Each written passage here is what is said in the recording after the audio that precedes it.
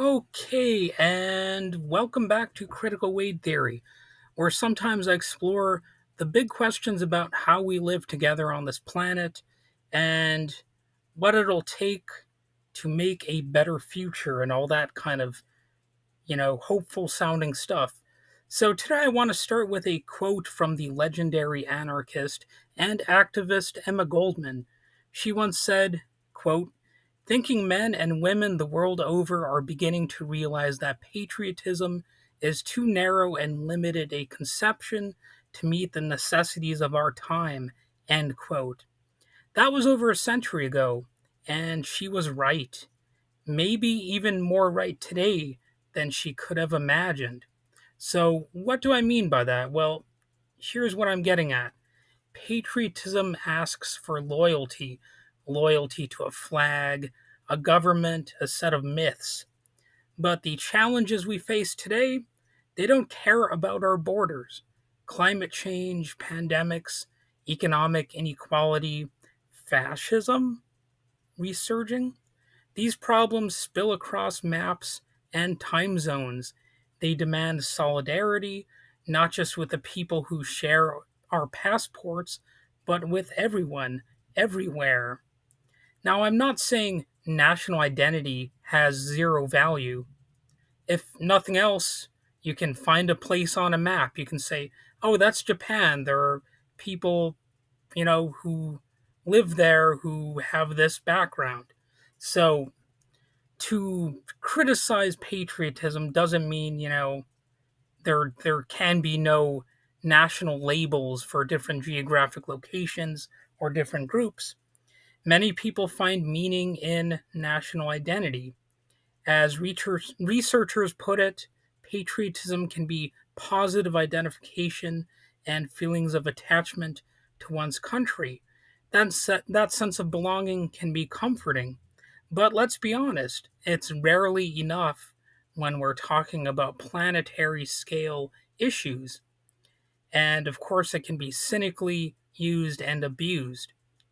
The people who talk about being patriotic the most are often the ones who are the quickest to sell out their own countrymen and, if you will, countrywomen.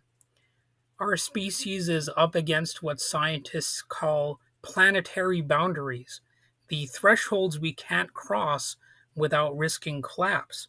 And these boundaries are indifferent to where you live, what anthem you sing, or how you vote. So the shift we need isn't just political, it's mental.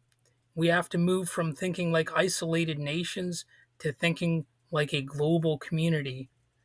And this doesn't mean erasing all aspects of national identity, though, yes, for some, that might be appealing in certain ways. You might want to hit the refresh button or whatever. I almost said button. but anyway, it, it really actually is much simpler than that, though, and less spooky for some people out there because it might just mean recognizing that our fates are intertwined. As one famous teaching puts it, none of you truly believes until he loves for his brother what he loves for himself. That's not just poetry, it's a potential blueprint for survival. It's really no exaggeration that, you can't just be in it for yourself. You have to look out for other people to assure that society can not only thrive, but merely survive. So think about it. In an era where a tweet or an excretion, whatever they call it these days, but in an era where a social media message can cross continents in seconds, and where one person's factory emissions can melt ice on the other side of the globe, empathy isn't just nice to have, it's urgent.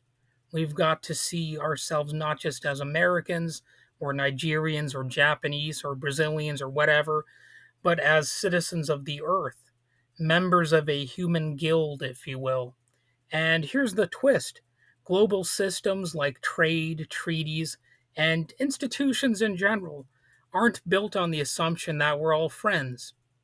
You know, that's just the way things are.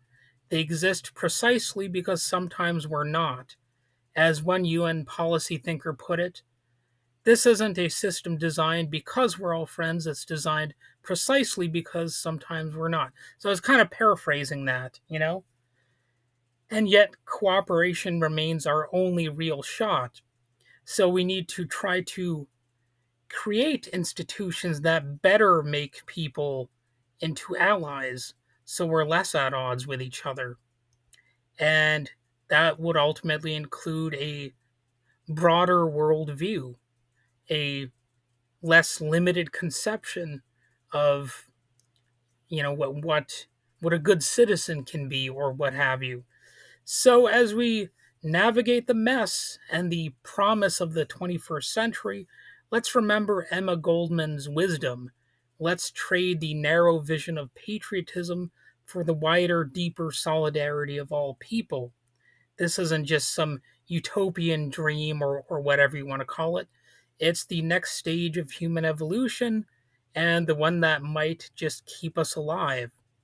So, thanks for listening. If this episode sparked something in you, feel free to share it with someone across your city, across your country, or better yet, across the world. And have a fantastical day.